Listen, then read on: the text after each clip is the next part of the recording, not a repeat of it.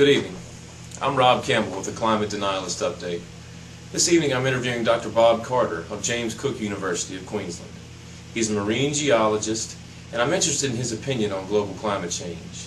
Dr. Carter and I had a chance to catch up before the show, and due to time constraints we're going to have to jump right in. Dr. Carter, is carbon dioxide a greenhouse gas? It's a minor greenhouse gas. Water vapor is by far the biggest, but it is a greenhouse gas and it causes a small amount of warming, and we are adding to the atmosphere.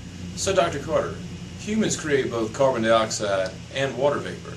Are you saying that we have an influence on the climate? Nobody doubts that man has an effect on local climate. In some areas the effect is cooling, some areas the effect is warming. It's a no-brainer, as the Americans say, that if you add all those local effects all over the world, there must be a global human signal. Nobody doubts that. Dr. Carter, I'm going to ask you directly.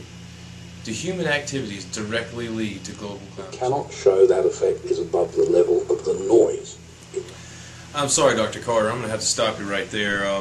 You stated in earlier questions that both carbon dioxide and water vapor are greenhouse gases. Now, humankind emits both of those every day, as you said, and both of those are greenhouse gases. They're adding more to the natural system than would naturally have been there. Dr. Carter, you also said that humans do have an impact on climate, locally and regionally. But the thing is, sir, is that globally there are lots of locales and lots of regions, and all of those added together contribute to global climate change. Dr. Carter, you saved me the time of showing that your science is misguided by disagreeing with yourself. You, on one hand, say that humans do have an effect on climate change by adding carbon dioxide and water vapor, but on the other hand, you fail to place the blame on their shoulders of climate change and the disagreements in the natural system. So my question is, what signals show where the lies stop and the science begin? In fact, science, we actually don't know worldwide what the signal is because we can't measure it. Dr. Carter, if you can't get a measurable signal from all of our global climate change data, how can your opinion even be trusted? That's okay. We're getting short on time, so I want to move to a figure that you use commonly in your works.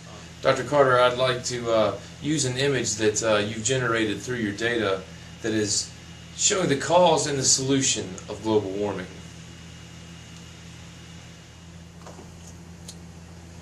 Dr. Carter, this figure clearly shows an unwillingness to account for our contribution to global warming through increases in greenhouse gases. It is also clear what your solution is to the problem: adaptation. Sir, adaptation should be our last resort and not our primary option. That would be merely pushing the problem to our grandchildren. Dr. Carter, you yourself agree that humankind contributes to greenhouse gases.